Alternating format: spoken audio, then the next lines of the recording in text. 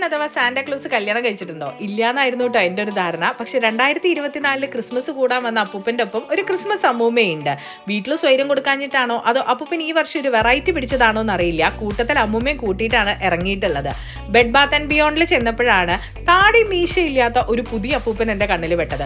കൺഫർമേഷന് വേണ്ടിയിട്ട് അടുത്ത് ചെന്ന് നോക്കിയപ്പോഴാണ് അപ്പൂപ്പനല്ല ഒരു ക്രിസ്മസ് അമ്മൂമ്മയാണ് അതെന്ന് എനിക്ക് മനസ്സിലായത്. ആദ്യമായിട്ടാണ് കേട്ടോ ഞാനൊരു സ്ത്രീ രത്നത്തിനെ ക്രിസ്മസ് അമ്മൂമ്മയായിട്ട് കാണുന്നത്.